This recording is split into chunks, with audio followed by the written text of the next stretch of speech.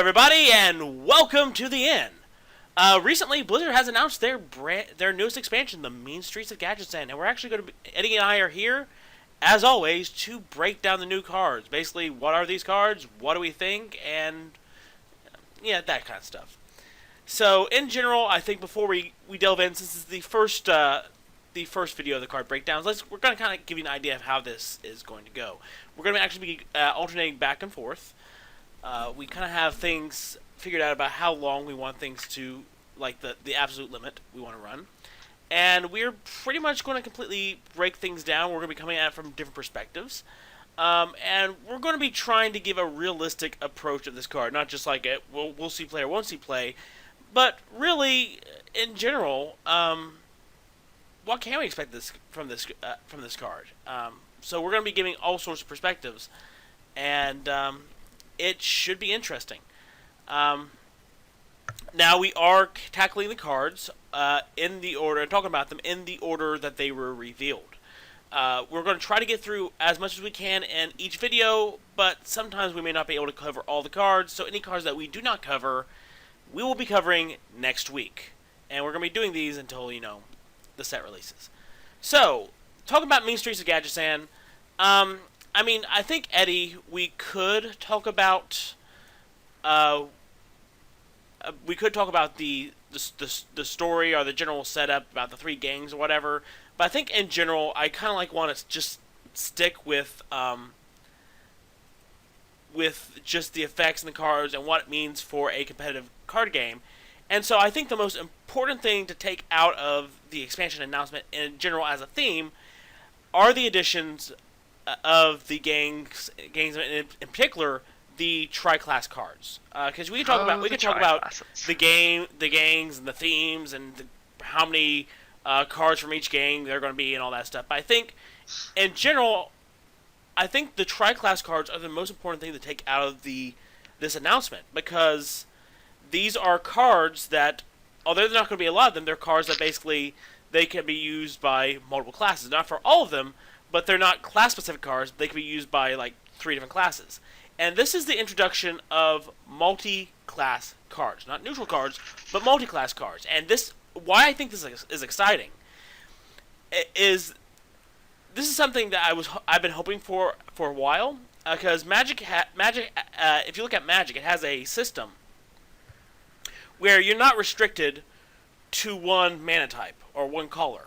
You can mix and match. And that's something I think Hearthstone has been lacking, for a better term. The classes are interesting, and I've grown accustomed to them, and now I can see why you have things divided up into classes. But at the same time, I felt that it kind of restricted the design space, because I did feel that there were some cards and some classes I would love to kind of smash together in one deck to basically become a more efficient, more interesting deck. And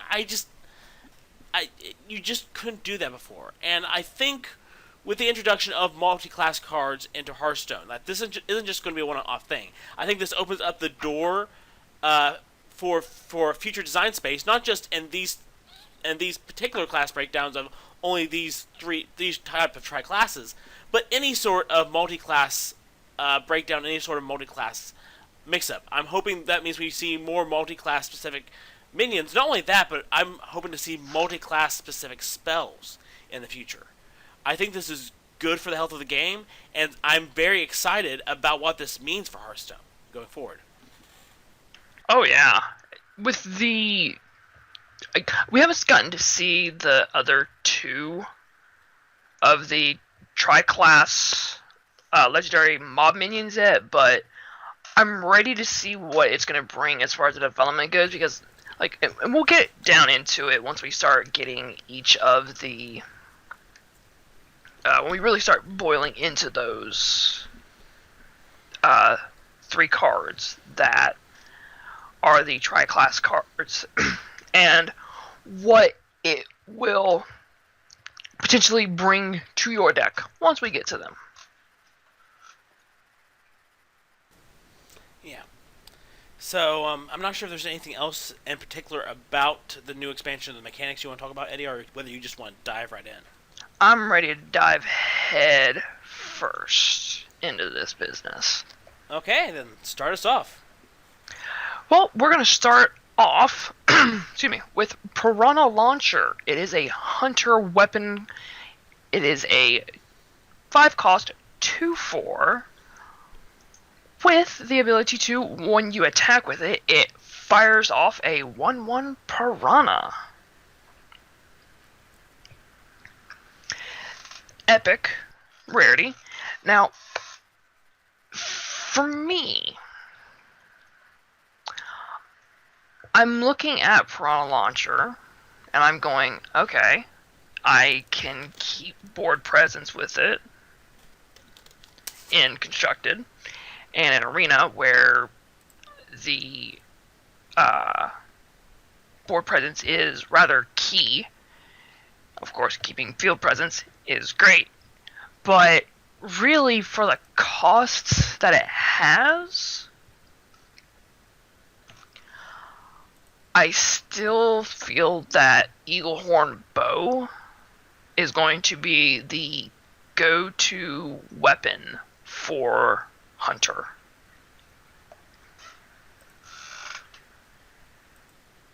Bulb? Continue talking about this a little bit because I am actually looking something up and getting something ready. Alright. Well, I know that the piranhas that will be launching from said Piranha Launcher will be beasts, so if you want to combo it with Houndmaster to be able to give yourself a 3/3 taunt creature, that's always an idea. Okay, I'm ready. And now I can shift it to Bulb, and he can throw his points around. Yeah, sorry, I was double checking on a specific card because I want to talk about it. But I think Eddie's getting into it a little bit about what I was going to talk about. It's an interesting weapon, and I'm very intrigued with this weapon, mainly because I have a beast deck. And just the fact that the 1/1 Piranha is a beast is just amazing. So there's a lot of beast synergy with this, and that's what makes this actually a pretty good weapon.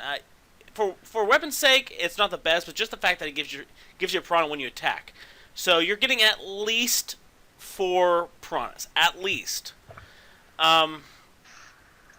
However, and I mean, this is good. The Piranha's good because, like I said, like Eddie said, you have Houndmaster that gives you a 3/3 taunt, and also their Piranha can end up being a kill command trigger, which is going to be very, very important for Hunter. However, as much as I kind of do like this weapon, I'm just thinking that Hunter at this moment has a lot of better options. That I'm not sure that when it comes down to building a beast-like deck or a deck or the deck that Hunter wants to build, I'm not sure if you will be able to fit this weapon in and how important this weapon is going to be. I mean, I'm sure there's going to be people who do it, and more power to you because this is kind of a cool idea.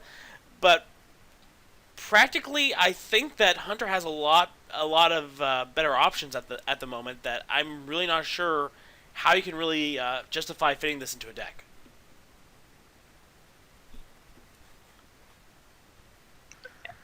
That's all. If anything, I agree. Yeah, so let's move on to the next card. We have Lotus Assassin.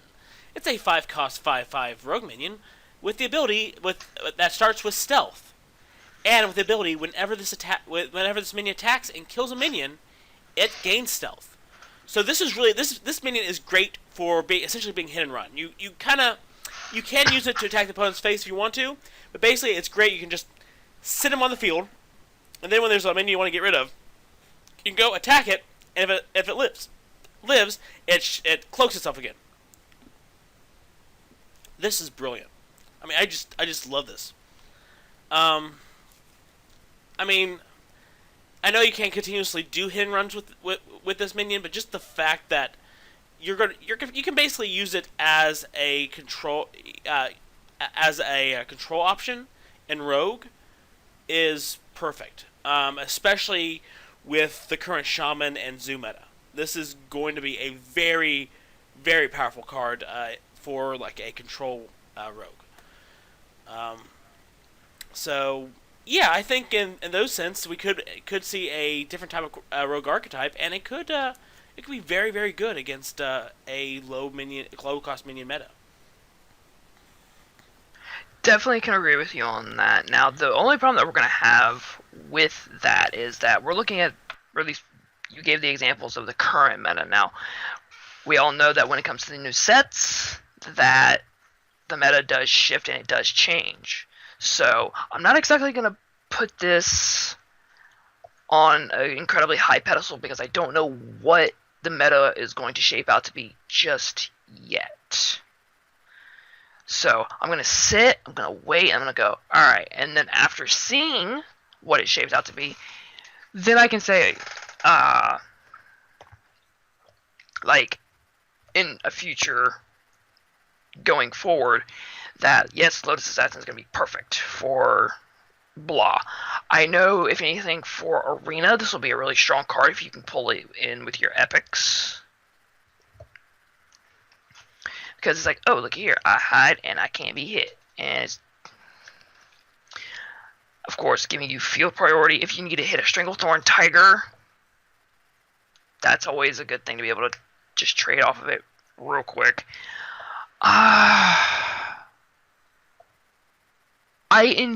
If anything, I do enjoy the Lotus Assassin, but I'm hesitant to commit on thinking of it being a part of the constructed or ladder scene. Yeah, I can kind of get where you're coming from, but in the end, I'm really, like I said, I'm really impressed with its its overall stats and with its ability.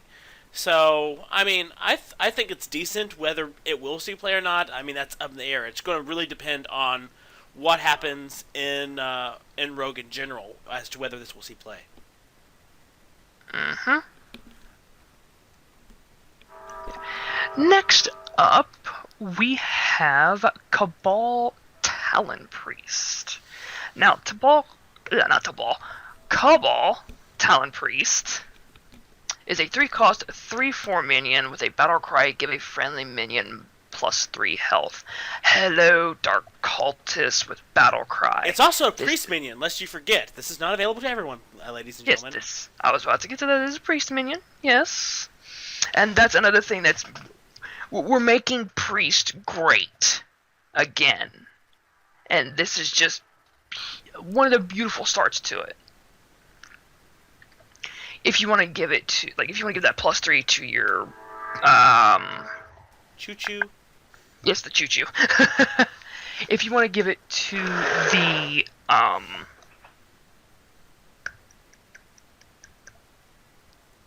Injured Blade Master,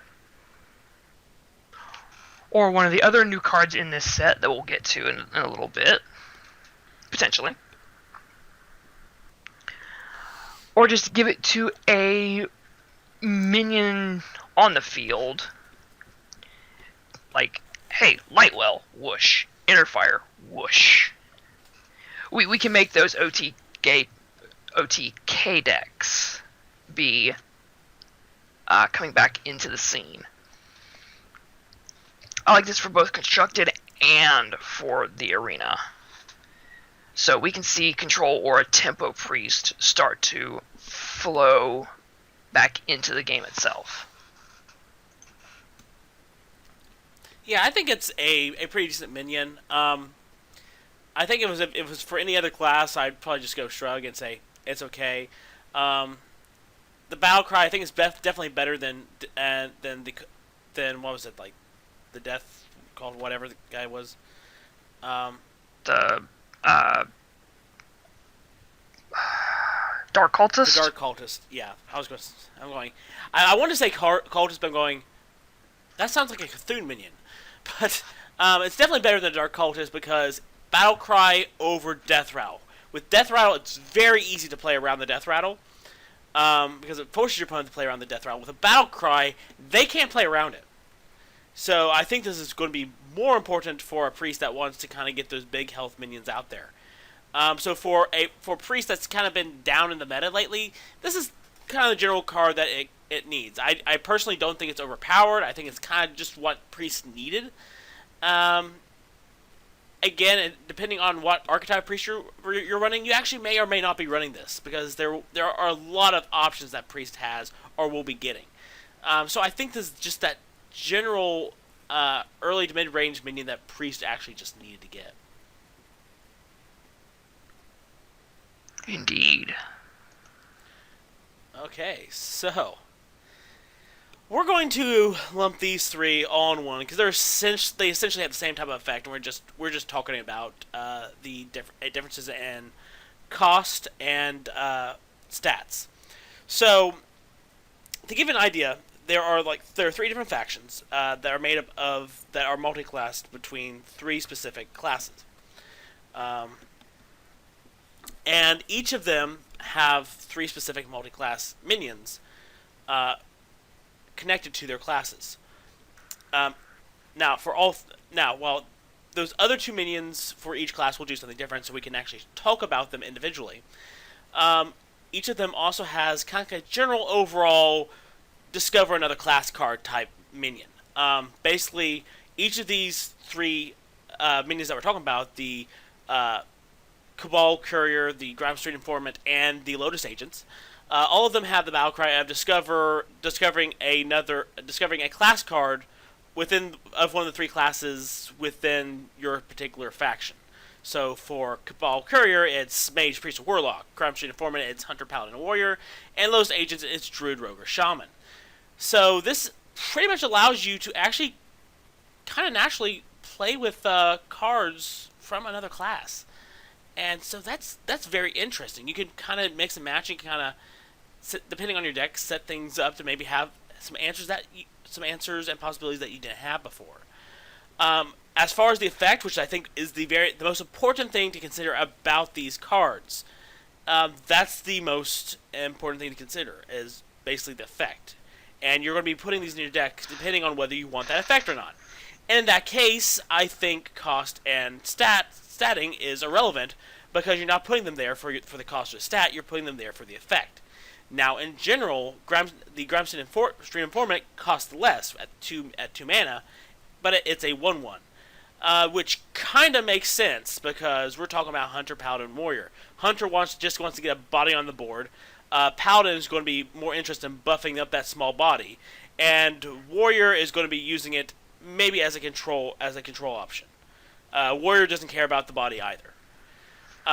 For Cabal Courier, it's a 3-cost 2/2. That makes sense. It's essentially very early on, so you can get a very early on minion, because that's important for Mage, Priest, or Warlock, but not as important as those other three classes, because Mage, Priest, and Warlock also are, for different reasons. Mage is kind of concerned more about its own spells. Priest just wants that body, and Warlock has many other things they could choose to play. So they're not so concerned about being a 2/2, because they're not really concerned about that. So it's stat-wise and price-wise, it's just about right. They don't need it as early as the Hunter, Paladin, and Warrior do, but they do kind of need an early mid-game minion, because either for Mage, they want additional resources. For Priest, they kind of need the body. Or for Warlock, you know what? It wouldn't help to have another body on the field anyway. And here's Lotus Agents. I know a lot of people. There's been some discussion. Well, it's a 5-cost 5/3, and these others are low cost. Yes, but the faction consists of Druid, Rogue, and Shaman. Druid doesn't care. Druid is wanting a more higher cost, a little bit beefier minions. So it really doesn't mind. It's going to be ramping up anyway, so it can play this card earlier if it wanted to. Rogue is really concerned more about the combo potential. So it's going to be using this as a step. You could probably be putting this in like a Burgle Rogue or something like that. Rogue is going to be more interested in the card it gets off of Lotus Agents, not so much about when it comes out. And Rogue's going to have a lot better early game plays, that this is just probably going to play better in tempo. And for Shaman, come on guys, do you really want another early game Shaman card that does this? it being more expensive than all the others and going to Shaman is perfect, guys. Come on, Blizzard heard you. So I think all these, it makes, when you really break it down, it makes sense. You're gonna be playing them more for their effect, and I think this could actually lead to some really interesting deck possibilities. And if anything, when it comes right down to it, when you're taking a look at some of the potential cards that each of these agents can discover, can really make you sit and think, okay, how do I want my deck to work, and how do I want it to go into like mid to late game? Do I need a spell to be able to clear the field? Am I needing something to heal myself? Am I going to need something to potentially drop that minion that's on your side of the field back into my deck? And it's just this plethora of ideas that you can now just kind of sit and tinker with. Now, there are some useless cards that you'll probably get off of the Discover, because when you drop it, the Discover will pop up one of each. Has it been confirmed one of each? Yes, okay. It has been confirmed one of each. So it's not so much, I'm going to drop this Lotus Agent and I'm going to pick the Druid or the Rogue or Shaman, and it's going to pop up 3 cards. No, it's going to pop up one of each. And then you're just going to go, that one. And then go from there. Now, depending on what your situation is, like if you're someone who has the Lotus Agents for Druid, Rogue, or Shaman, you can pick maybe like a healing card or maybe a vamping card. Or excuse me, not vamping, ramping. Yes, vampires. Next expansion, confirmed. Yeah, you never know. Or like if you need like a hex to be able to just quickly get rid of something. I mean, there's a plethora of just different cards and different effects that you can start now using and considering, which is great. And if anything, when it comes to the arena side of things, this is going to also open your deck up more and more. Yeah. Also, something that just occurred to me, because I've been thinking about, for my Burgle deck, putting Lotus Agents in. But something that occurred to me, now that tri-class and multi-class cards are a thing, when it comes to burgling, getting cards for another class, will we possibly get multi-class cards? I'm curious now. I mean, that has nothing to do with this, but I'm kind of curious now. Interesting. Like, if let's say I am playing Burgle and I'm going up against a priest, do I have the possibility of pulling like a Cabal Courier or Kazakus? Would that happen? You might. I don't know. Are those you very well might. Are those considered class cards, even if they're multi-class? Guess we'll find out in a few weeks. I guess we will. Okay, continue on. For the next card, we have, so far out of all the ones that are announced, one of my personal favorites, and it's Kazakus. Kazakus is a legendary that has the stats of 4 cost, 3/3, battle cry. If your deck contains no duplicates, create a custom spell. Now, they showed this off right when they were announcing the entire expansion at the Blizzard opening for BlizzCon. And it's going to be very popular in the Reno decks. So you drop him onto the field and you can select 1, 5, or 10 as far as the mana cost goes for your spell.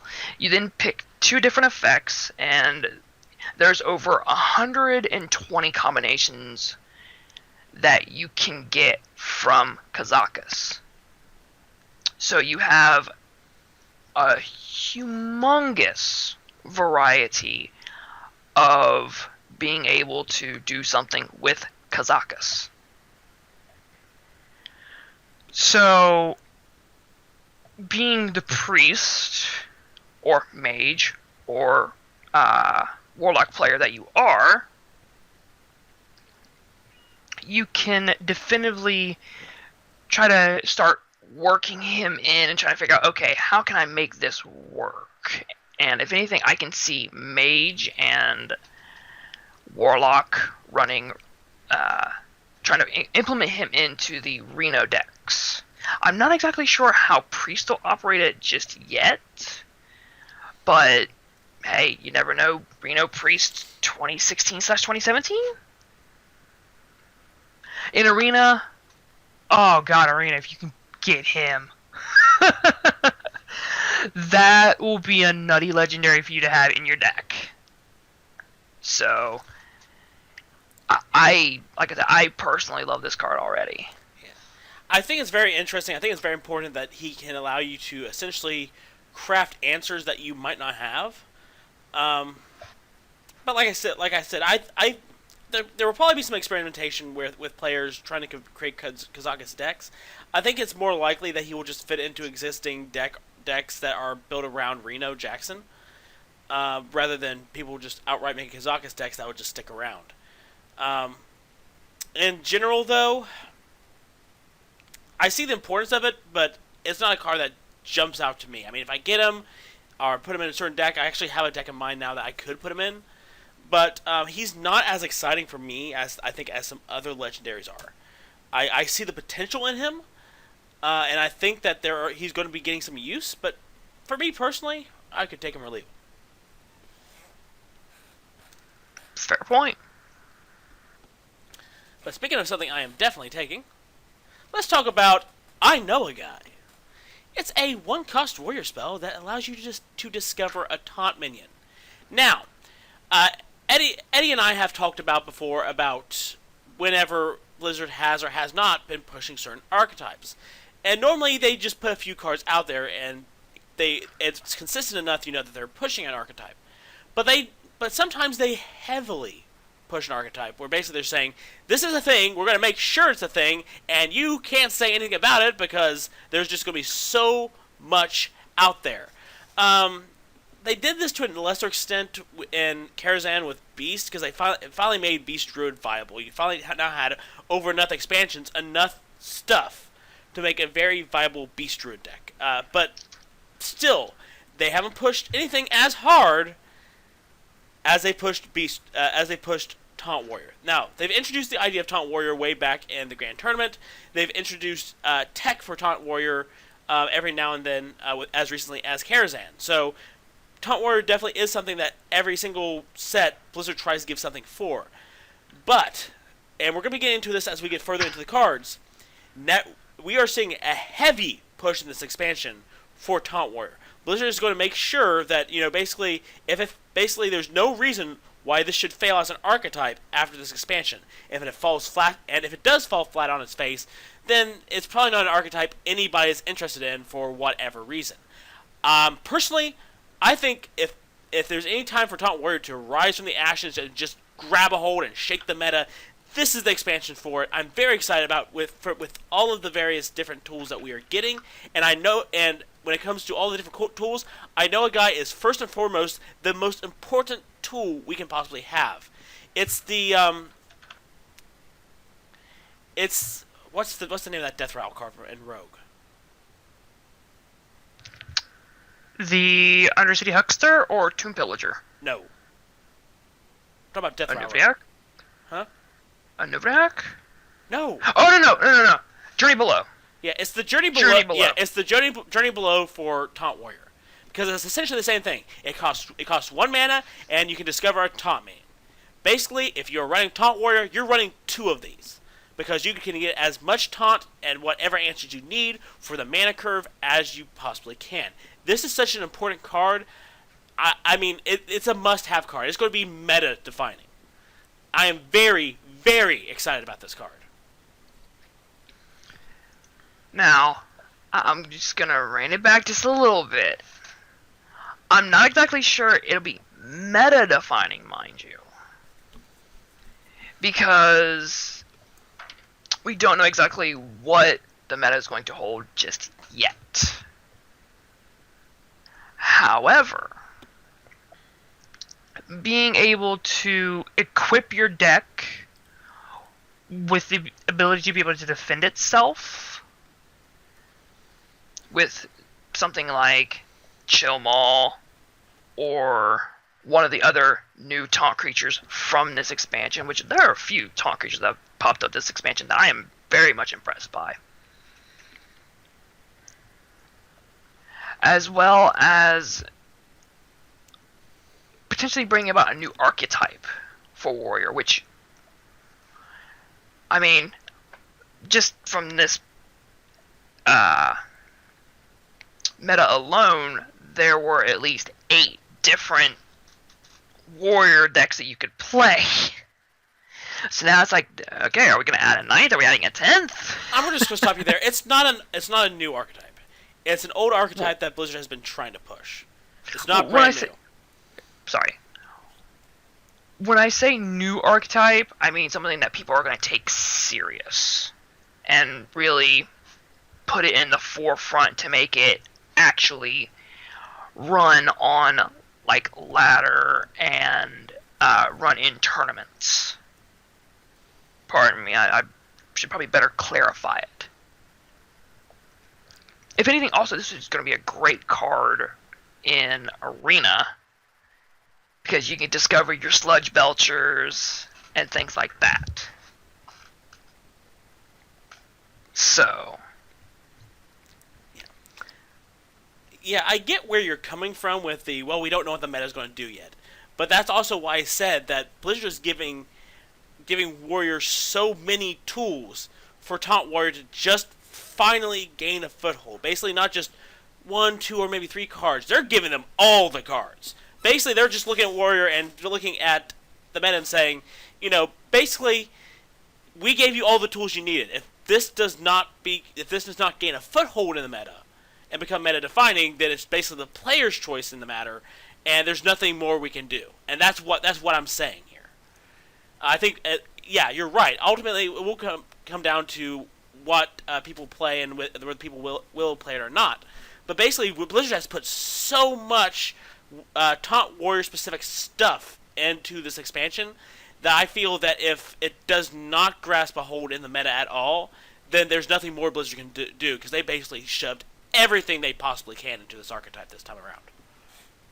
And we're still not done seeing everything just yet. Oh, we're not, but just what we've seen, this is the most Blizzard has ever done to push an archetype, a specific archetype. Like, the most. And that's why I said, if nothing comes of it, I mean, there's nothing more Blizzard could do. It would just mean that the Hearthstone community just thoroughly rejects the archetype and said, nope, we're not doing this. Yep.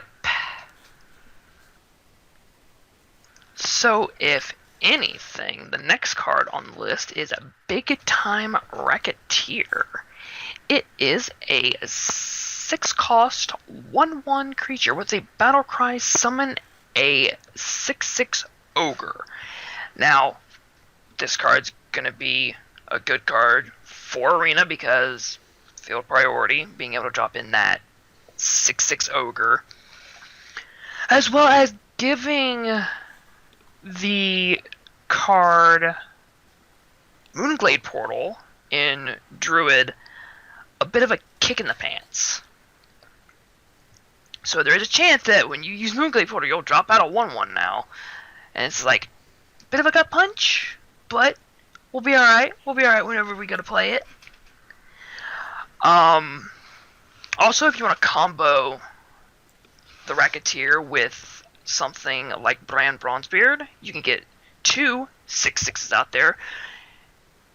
And if anything, I can also see this being I want to say staple in evolved decks, because you're getting a 1/1 6 cost, and you're going to be able to evolve it up to a 7 cost minion. As for the ogre, I want to assume that it's also going to be a 6 cost, so you'll be getting 2 7 cost minions. I can actually check that real quick. And while Bob checks that, to be on the safe side of things, if anything, when you're going to do deck crafting, you can make it to where if you really want to, through the power of some of the new stuff from this set, with Paladin, you can make this not just a 1/1 creature that comes out. You can potentially boost it up to a 2/2 or like a 4/4 or somewhere in that range if you play everything proper. So you can do a lot of crazy stuff with Big Time Racketeer if you want to. Yeah, the 6/6 Ogre is a 6 cost as well. Okay, cool. So we've got that. So there you go. Getting 2 7-cost minions in your Evolve deck? Hey, who can argue with that? Yeah, it's interesting. I like this as a battle cry more than a death rattle. And I think just the fact that it gives you 2 minions on board is going to be very important. I think it's going to go into. I do think, however, it's going to go into specific types of decks. Just because, yeah, you're going to have a 6/6 Ogre, but you're also going to have that 1/1. So yeah, Evolve decks, maybe some Zoo decks, something like that. Anything that wants to get multiple minions out. I don't think it's going to be included, and it's going to be a standard inclusion in your typical deck. Like, just somebody goes, I need a 6 cost, I'll put in a Big Time Racketeer. I don't think so. I think that if you're putting this card into your deck, you're putting it in for a very specific reason. And so, yeah, I'm just looking at, in general, that if you're just picking a regular 6 cost, there are a lot of really good options. So you're basically going to be picking this card for the specific reasons, whether it's be Evolve or just something just allow you to swarm the field, or whether you want to make sure you can put it into one of the Grime Streak decks to basically buff up this minion. So it's going to be interesting, I guess, to see what happens. But I kind of say it's okay.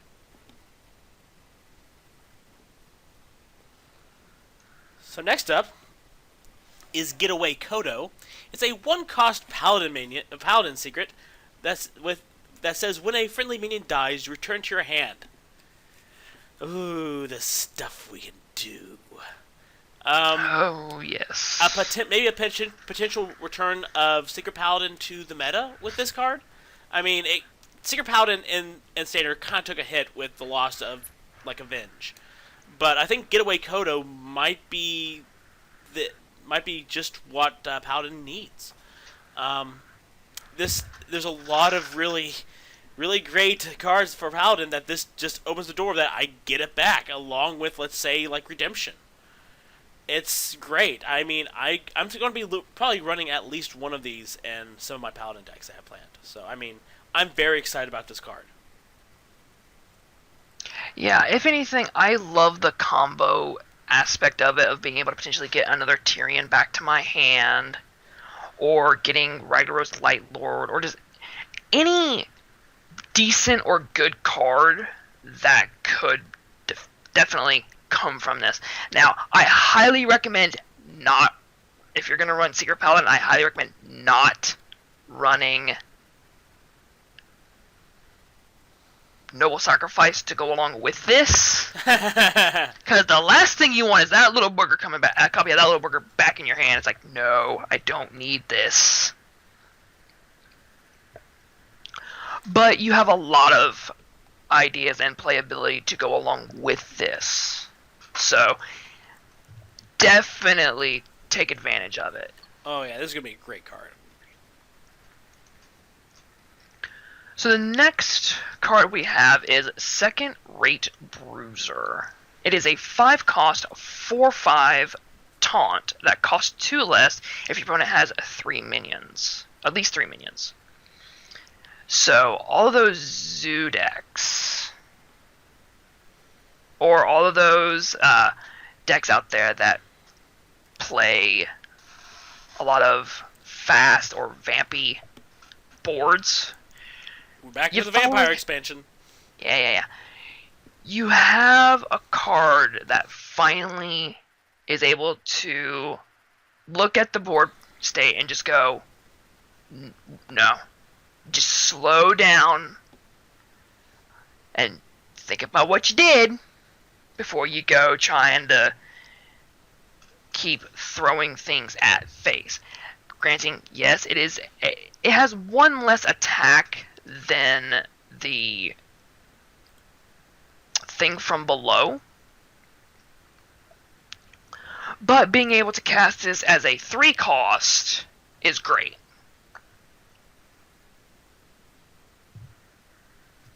So, I think this will be great for both standard ladder climbing, and it'll be great for arena. Yeah, I really like this card. In general, for a 5-cost taunt minion, it's about in the right range of what you expect to see. But the big thing is you want to be playing this for potentially 3 mana. And for 3 mana, this is huge! So again, we're talking about Taunt Warrior. This is a potential huge card for Taunt Warrior. That no matter whether you're playing at 3 or for 3 mana or 5 mana, you're essentially going to be getting your mana's worth from this card. It's a huge card. And I think especially in this in this very zoo heavy meta, this very mid range shaman heavy meta, this aggro heavy meta, this is the type of card you really want to see. And yeah, I can see several different decks running it, but Taunt Warrior specifically is going to be running at least 1 copy of this card, just because they are going to be counting on running that being able to play at about 3 mana. Mm-hmm. So, a legendary I'm excited about. Patches the Pirate. A 1-1 legendary with charge. That after you play a pirate, it summons this minion from your deck. So, the idea is if this minion is in your deck, not in your hand, if you play a pirate, it comes out onto the field and now has charge and can do whatever you want. So that means you want to make sure that he's not in your opening hand, so when you do mulligan, make sure Patches is not there at all. And I can see why some people are looking at this card going, seriously? But guys, if you're playing any sort of pirate deck, just the fact that whenever you play a pirate, even early on, that you are essentially having at least 2 pirates on board, and you can use this either to maybe remove an early minion or to go face, and now your opponent has 2 threats on board, maybe early game, that's huge. Just the fact that this also will discount like Skycap and Crag. And I've heard that there are ways that this could actually be broken in Standard, and I can see it maybe in Standard unless you're really finding ways to be able to make sure this thing's buffed and basically make sure that you have other ways to make this a threat. I can see it maybe not being too threatening in Standard. Again, I think just the fact that if you're playing a pirate-specific deck, playing 2 for 1 and 1 is going to be great. However, this thing is going to be nuts in Wild for pirate decks, because let's just say, because you're going to have Ship's Cannon, and the dream will be essentially coining out a Ship's Cannon on turn 1, and then on turn 2, you play a pirate. The Ship's Cannon fires. Patches comes out. The Ship's Cannon fires again. And then you can have stuff like, if you're playing Rogue, gang up, more Patches the Pirates, and then they give summons more, Ship fires more times. It will be nuts. It will be incredible. I am very excited about this for my pirate deck, because I play in Wild. Not so sure how big it's going to be in Standard, but I think, in general, this is a terrific card. It's going to be higher on people's priority list than others, but definitely in Wild it's going to be huge. It's also going to have a little bit of an impact in Standard. Not sure if it's going to have as much of an impact, but I think this is a card that people should not discount as of right now. Oh yeah, no way. Especially when you can start thinking about some of the aggro ideas you can do with it for an aggro pirate or just an aggro rogue deck. So there are just so many things you can just do with Patches. I'm ready to see how people take it and kind of run with it. Yep. So, our next card comes to us It is Small Time Recruits, a 3-cost Paladin card that allows you to draw 3 1-cost minions from your deck. Now, if you're someone who is playing an aggro deck in Paladin, you can pull your Abusive Sergeants. You could potentially pull your Mean Street Marshals, which is another card we'll get to at some point. You can pull Stone Tusk Boar and make Stone Tusk Boar useful. Hey, I use Stone Tusk Boar. Don't you laugh? I laugh because it's just one of those things where I just gotta pick on it just a little bit. You can draw your Patches the Pirate. Yes, you can if you decide to make Pirate Paladin. Which... Let's be honest. If it's taken turn 3 and you don't have Patches on the field, you're doing something wrong. I mean... Anyway, there's a lot that you could potentially do with small-time recruits. It just depends on all about what you want to do as far as going forward with it. So, Bob? Yeah, here's the issue I find, because it's interesting, but how many players really run a lot of one-cost minions in their deck? I've run, I think, a maximum decks with a maximum of like 6 or 8 before. Normally, I think a maximum of 6. You don't want to fill your deck too much with one-cost minions. Most players, there are a lot of decks that sometimes don't have one-cost minions at all, and if they have a one-cost minion, they might run maybe 2 at max. So most players in general are, so most of the meta are actually, most if not all players do not run a lot of one-cost minions. So I'm really not sure how much use this card is going to get. However, if any class is going to do it, it's going to be Paladin. But just in general, I have a big question mark on the usefulness of this card. Because in order to run it, you're going to have to change the nature of the Paladin deck you are running. And I'm not sure if many players are going to take up that challenge or not. And in general, I'm not sure if many players are going to still, even if they're making a more of a low to medium cost Paladin deck, they're going to be running a lot of one cost cards. So for me, I'm looking at this card going, for the players, if there are players who decide to take advantage of it, this could end up being interesting. But in general, I'm not sure how much use this card is really going to get. Probably not very much at all, especially in Arena. It's probably going to just be one of those cards that's like, and burn card. Moving on. Yeah, pretty much it's going to be a card of, let me get all the one costs I have left in my deck. Just make sure I have them. Just so that you can have some sort of tempo play, maybe. That's going to be about it. So, moving on. Wicker Flame Burn Bristle. He's a 3-cost 2-tube Paladin Legendary with Divine Shield and Taunt, but also with the effect that damage dealt by this minion also heals your hero. Eddie, I love this card.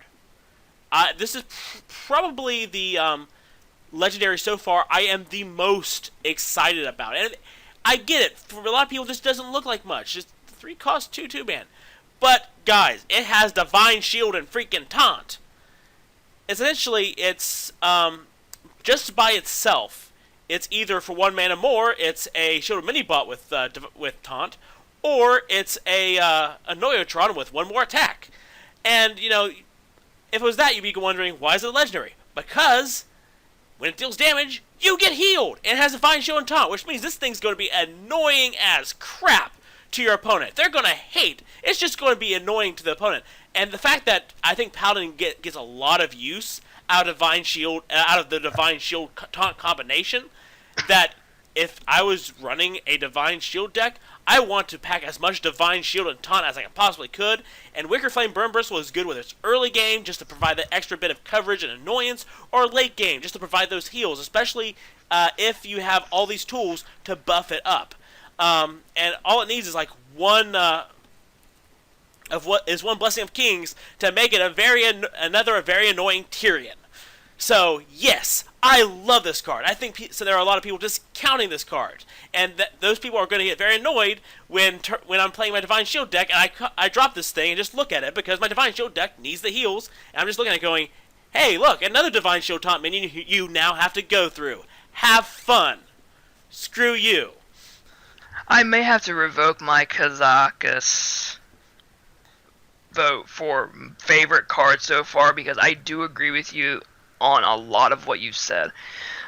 I have already crafted a deck that's got this card in it, and I've done some just calculations and things that I can do with that card. If I want to, by turn 6, depending on what I have played already in the game, I can drop a 3 cost 6/6. If I'm still holding on to the coin, I can make it a 10/10 with Blessing of Kings. Which I don't know why I would be holding on to the coin by that point, but stranger things have happened. But Wicker Flame is just an amazing card, and it makes it even more amazing for tempo plays going forward. And how can you hate this card? The dude has a freaking cannon on it attached to his stomach. Come on, guys, it's awesome. And I'm thinking of this card because you guys are going, oh, Divine Shield Paladin. Yeah, granted, my Divine Shield deck is in a wild, but you're not going to laugh. When I have all these Divine Shield taunt possibilities. Hey, look, it's a Noyatron, it's a Psychotron, it's a what's it called? I hate it when I lose it like that. It's a... What's the 6 that cost taunt Eddie? Tyrion? No, not that one. Hang on. Which one? 6 cost taunt. Effect? It's Divine Shield taunt, dude. Sunwalker! Yeah. My 2 Sunwalkers, my Tyrion, and now Wicker Flame Burn Bristle. Hey, guess what, guys? Look at this field full of Divine Shield and Taunt. And if that's not annoying enough, more than likely I have a redemption. I have a redemption on the field, which means the first one of those suckers you kill, it comes back on the field. Hey, look! Yes, it's reduced to 1 health, but it's a Divine Shield and Taunt. You have to go through it again. And hey, look! There's Getaway Kodo. I can play this sucker again. Mwahaha! Now concede. Yeah, TLDR. I love this card. I'm going to make all you suckers that said that it was going to be useless cry. I don't know. Calm thyself, Bulb. So let's shift back into the priest pool and dig in for the Potion of Madness. It is a 1 cost. Gain control of an enemy minion with 2 or less attack until end of turn. Now this is also one of the other combo pieces for priest that when this expansion releases, I'm seeing priest go from basement to the big time in just a matter of, I would remotely say 24 hours. Because there's so many other things that are coming out that will, like, help priest along. And just make it back to the top. Because Potion Madness, I'm going to play this. I'm going to take control of your Sylvanas after I use my pint-sized potion on it. Which we'll cover pint-sized potion in a little while. And I'm going to trade your Sylvanas into something of yours. I'm going to take one of your creatures and just keep doing stupid stuff. It's also a Shadow Games, but targeted. Wait a minute, not Shadow Games.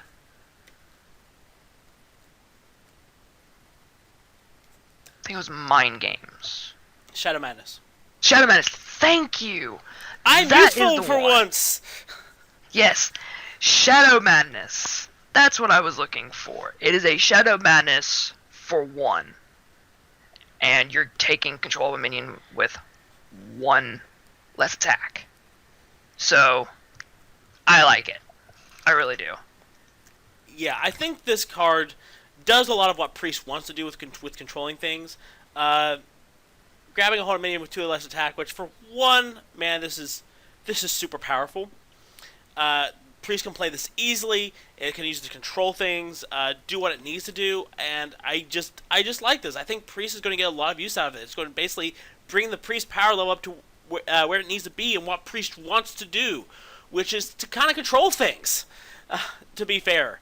And Potion of Madness allows Priest to really do that. So, I mean, this is very interesting. People are going to hate it because way back when Priest was a little more top tier, people hated Priest just taking your crap. And to be fair, I kind of hate it too. But to be fair, that's kind of what Priest wants to do. So get used to it, guys. Just get used to it. Figure out ways to play around it because Priest is coming back. Anything else you want to say about Potion of Madness? No. Well, we're actually reaching our time limit now, so next time we will start back from where we left off here. There's still a lot to cover, and we still covered quite a bit, but there's a lot to cover. We pretty much have a lot of, like I said, Priest is coming back. We have a lot of really cool Priest stuff to cover. I know next time we're going to be covering the brand new Druid Legendary, which is exciting. We have a lot of really cool options, and I'm pretty much excited for all of this. And I hope that you guys will be here next week when we cover even more cards and break them down for you guys. Anything else to say before we wrap this up, Eddie? I got nothing. Okay. Well, we'll see you guys next time. Be sure to maybe discuss the cards we talked about and your opinions down in the comments below. And we will see you guys next week for some more Mean Streets of Gadgetzan card breakdowns here at the end. Bye.